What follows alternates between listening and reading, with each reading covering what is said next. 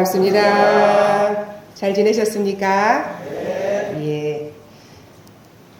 조금 전에 권사님께서 씩씩하게 아주 발표를 잘 해주셨어요.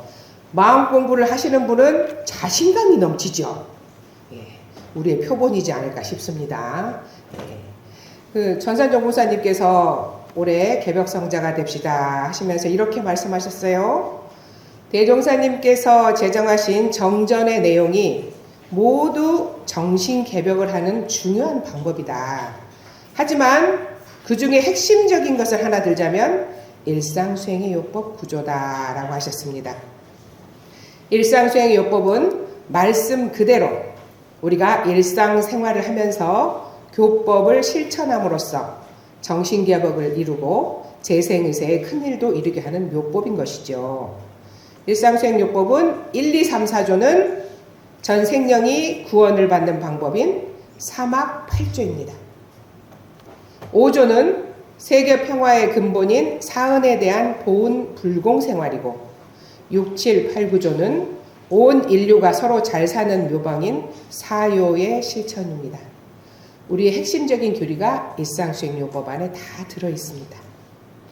우리 교도님들 매일 새벽 신고를 올리고 아침 수양 시간을 가질 때 제일 먼저 하는 것이 일상수행의 요법입니다. 그걸 먼저 외우고 시작을 하죠. 그리고 매주 법회 때에도 일상수행의 요법을 외우면서 한 주를 돌아봅니다. 그래서 우리의 모든 생활이 일상수행의 요법을 잘 실천할 수 있도록 초점이 맞춰져 있는데요.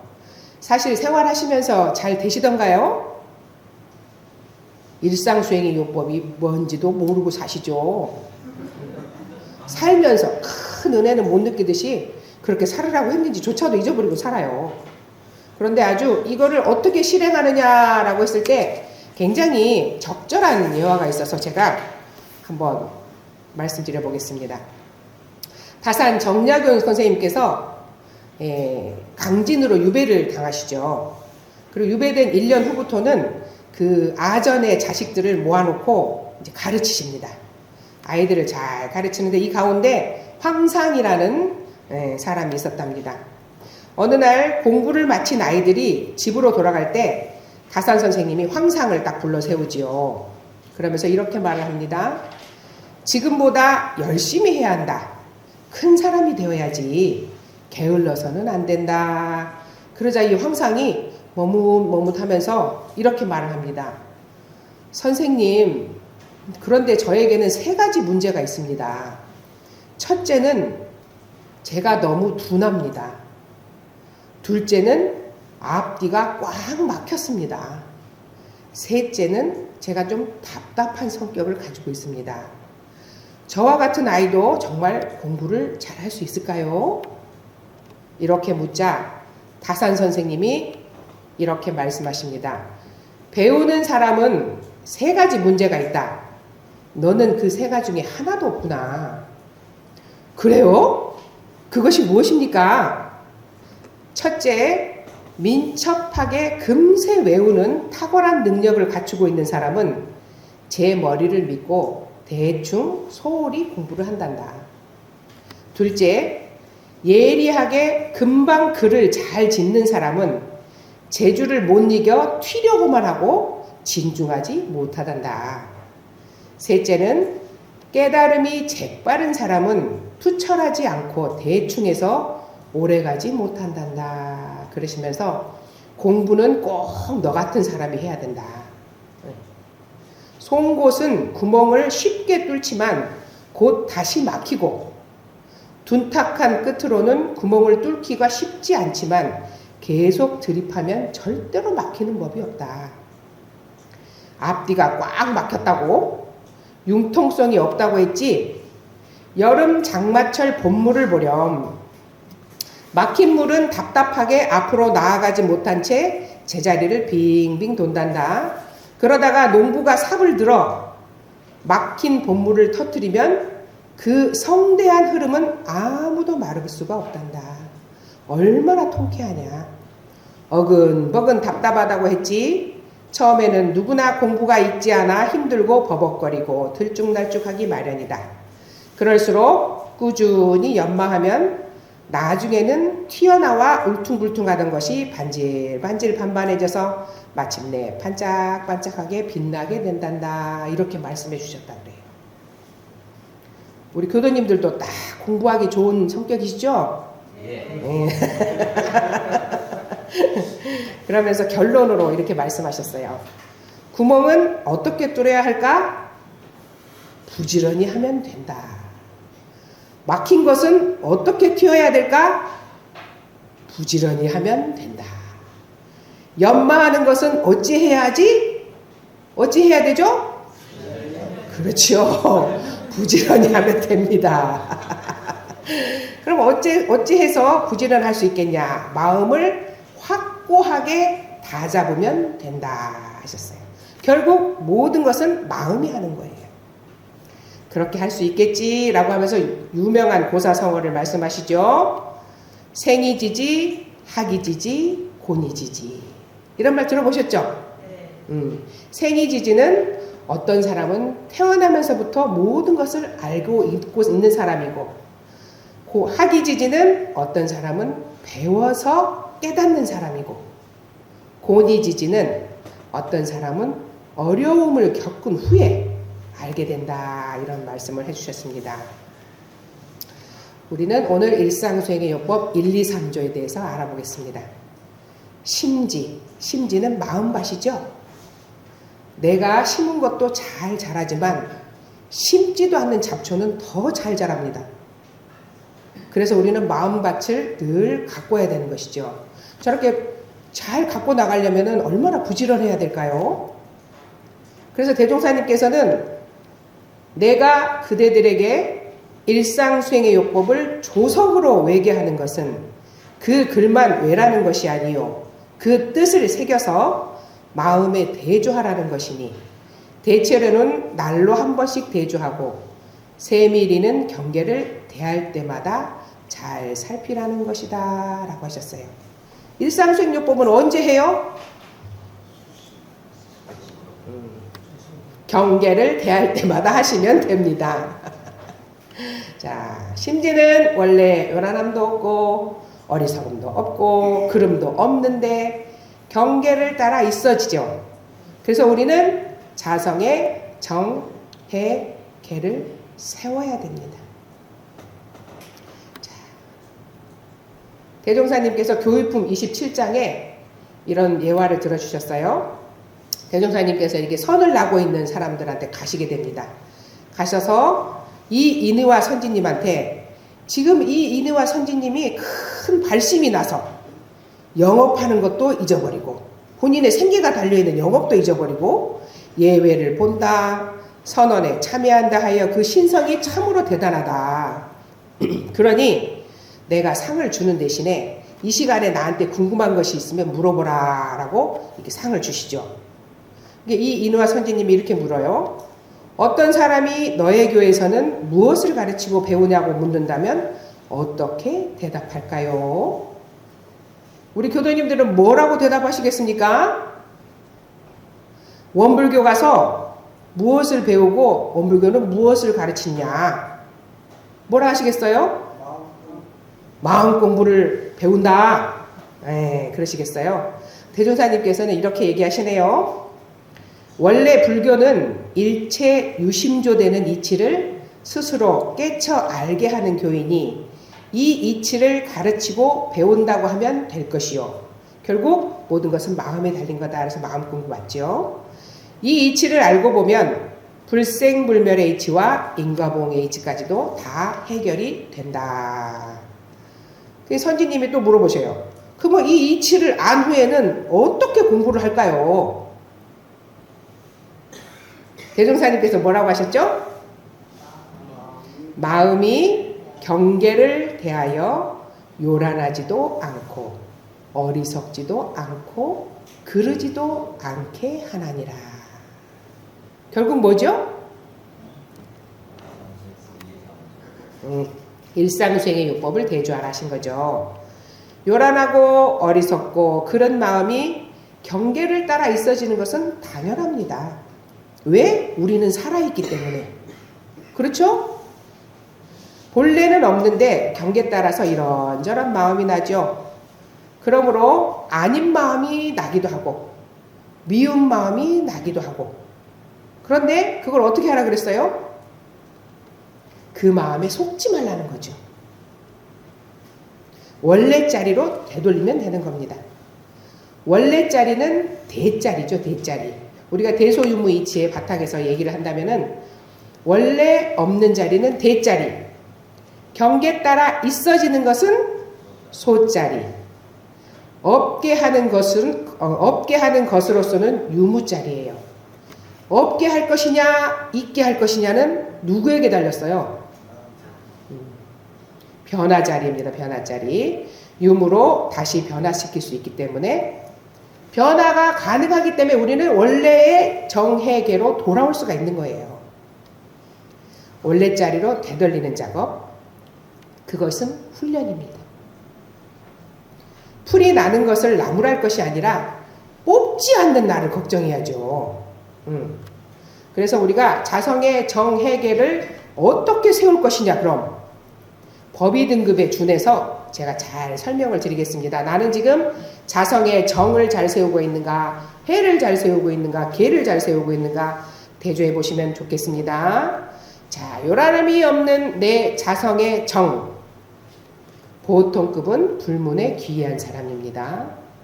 특신급은 모든 사업이나 생각이나 신앙이나 정성이 다른 세상으로 흐르지 않는 사람은 자성의 정을 잘 세우고 있는 사람입니다.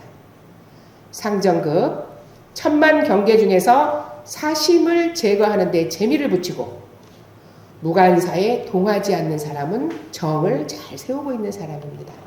항마, 생로병사의 해탈을 얻은 사람. 확실히 표준이 서시죠? 예, 출가와 열애는 굳이 하지 않겠습니다. 너무 먼 미래이기 때문에. 어리석음이 없는 내 자성의 해를 어떻게 세울 것이냐. 보통급은 불문에 귀한 사람. 특신급은 우리의 법규와 교리를 대강 이해하는 사람. 상정급, 법과 말을 일일이 분석하고 우리 경전 해석에 과히 착오가 없는 사람. 그리고 우리 경전의 뜻을 일일이 해석하고 대소유무의 지에 걸림이 없는 사람은 자성의 해를 잘 세우는 사람이다 라고 하셨습니다. 조금 전에 대소유무 자리를 얘기했는데 교도님들께서 얘기를 하셨어요. 자성의 해를 잘 세우고 계시는 것 같습니다. 마지막으로 그름이 없는 내 자성의 계, 계문을 잘 지키는 사람이죠. 보통급은 보통급 10개를 받은 사람, 특신급은 특신급 10개를 지키는 사람입니다. 받는 게 아니고 특신급은 잘 지키는 사람이죠. 상정급은 법마 상정급 10개를 받아 지키며 인생의 요도와 공부의 요도에 대기사는 아니하고 세밀한 일이라도 반수 이상 법의 승을 얻은 사람은 계를 잘 지키고 계시는 분이고, 육군을 응용하여 법마 상전을 하되 법이 백전백승하는 항마까지 올라가야 계를 잘 지키고 산다라고 말씀드릴 수가 있겠습니다. 우리 본래 마음에는 자성의 정해계가 잘 세워져 있지만 경계에 따라 일어나는 마음이 다 다릅니다. 다르니까 좋은 세상 아닙니까? 모두 똑같다면 무슨 재미로 살겠습니까? 저 사람은 저렇게 경계를 이겨내고 이분은 이 경계에 이렇게 끌려가고, 이걸 통해서 저희가 공부를 하는 거 아니겠습니까? 경계에 따라서 일어나는 그 마음을 그럼 우리는 어떻게 없앨까요? 없애면 됩니까? 이 마음은 원래 마음이 아니야, 없애! 그럼 막 없어집니까? 안 되죠. 없애려고 하면 할수록 그 마음이 오히려 잡념이 되는 거예요. 그래서 자선의 방법에서는 뭐라고 하셨어요? 망념이 침노하면 다만 망념인 줄만 알아두면 망념이 스스로 없어지나니 절대로 그것을 성가시게 여기지 말고 낭망하지 말라. 원래 없는 것에서 경계에 따라서 내가 요란해지고 어리석어지고 그름이 나왔구나 라고 그대로만 알아두면, 그거를 성가시게 여기지도 않으면 낭망하지 않고 잘 없어질 것이다 라고 하시면서, 그래서 세워야 된다. 세운다는 것은 회복한다는 것이죠. 회복. 넘어진 것을 원래 자리로 회복시키는 것. 이 자성의 정액에는 원래 6조 단경에 있는 말씀입니다. 6조 스님께서 이렇게 말씀하셨어요. 심지무비 자성계. 자기 마음에 그릇됨이 없는 것이 자성의 계요. 심지무란 자성정. 자기 마음에 산란함이 없는 것이 자성의 정이요. 심지무치 자성해. 자기 마음에 어리석음이 없는 것이 자성의 해다라고 말씀해주고 계십니다. 그런데 대종사님께서는 이 법문을 우리 심지는 원래 요란함, 어리석음, 그름이 없건만은 경계를 따라 있어진다. 그러니 없게 하는 것으로서 정, 해, 계를 세우자라고 말씀해 주셨습니다. 전주교당 학생회에 다니는 윤광준 학생이 있었답니다. 이 학생이 고등학교 3학년 때 대산종사님께서 전주교당을 오시게 돼요. 그러면서 윤광준이 처음 대산종사님을 뵙고 인사를 올리죠. 대산종사님께서 그래, 궁금한 거 있으면 물어봐라 그러셨답니다. 이 고3인 이 학생이 얼마나 인생에 대해서 고뇌가 많았겠어요. 그래서 인생을 잘 사는 길은 무엇입니까? 라고 물어볼 때요. 대사종사님께서 너 일상수행요법을 아느냐? 예, 잘 알고 있습니다. 일상수행요법대로 살아라. 그러면 인생을 잘 살게 될 것이다 라고 하셨답니다. 그리고 대종경 신성품 12장에 보면 대종사님께서 금강산을 가시죠. 금강산 여관 주인이 낙도 생활을 하니까 당신은 어째서 이렇게 낙도 생활을 하느냐. 그러니까 본인은 기독교인이다. 그러면서 이렇게 말하죠. 그는 신앙생활 30여 년에 자기의 생활상에 많은 풍파도 있었으나 그러한 굴곡을 당할 때마다 좋은 일이 돌아오면 하나님께서 사랑하여 주시니 감사하고 낮은 일이 돌아오면 저의 잘못을 경계하여 주시니 또한 감사하다 하여 좋으나 낮으나 경계를 대할 때마다 마음이 더욱 묶어지고 신앙이 더욱 깊어져서 이렇듯 낙생활을 하게 되었다라고 말하는 걸 듣게 되시죠. 교도님들 신앙생활 몇십 년 되셨어요? 경계 대할 때마다 마음을 대조하고 또 대조하고 세우고 그래서 마음이 잘 묶어지고 신앙이 깊어지시죠? 대답이 작아요. 그렇습니까? 네. 대답한 만큼 공부하시는 거예요. 일단 크게 하세요. 네. 그렇습니다. 정산종사님께서는 중생은 경계를 대함에 습관과 업력에 끌려서 종종의 망상이 난다. 당연한 거죠. 당연한 겁니다. 그러나 부처는 영지로 경계를 비추되 항상 자성을 회광반조한다. 어떻게 했어요? 내 자성자리로 빛을 돌이켜서 비춰본다는 거예요. 내 원래 자리에 다시 비춰본다는 것이죠. 그래서 이거를 경계 속에서 내 원래 자리로 돌아오고 못 돌아오고가 부처와 중생의 다른 점이다 라고 하셨어요. 돌아오면 바로 그때 저는 부처가 되는 거예요. 부처가 멀리 있지 않아요. 그렇죠. 내 마음을 알아차리고 내가 경계를 당했을 때 내 안에서 요란함이 일어나고 요란함이 일어나잖아요. 그러면 어리석음이 생겨요. 그 어리석음 때문에 올바로 취사를 못해요. 이 세 개가 따로따로 작용하는 것 같지만 동시에 작용을 합니다. 그거를 알아차렸을 때 나는 바로 부처가 될 수 있는 것이죠. 마무리하겠습니다. 전산 종국사님께서는 이렇게 말씀하십니다. 이제 세계는 교훈의 시대입니다. 우리의 교훈은 일상수행의 요법을 일상에서 제대로 실천할 때 힘차게 뻗어나갈 수 있습니다. 일상수행의 요법이 실현되는 그 순간이 바로 정신개벽이 이루어지는 때이며 그 순간에 우리는 개벽 성자가 될 수 있습니다. 라고 하셨습니다. 때때로 순간순간 경계마다 일상수행의 요법을 대조해서 자성의 정, 해, 계를 세워서 개벽성자가 되는 우리 교도님들 되시기를 기원드리면서 이상 마치겠습니다. 감사합니다.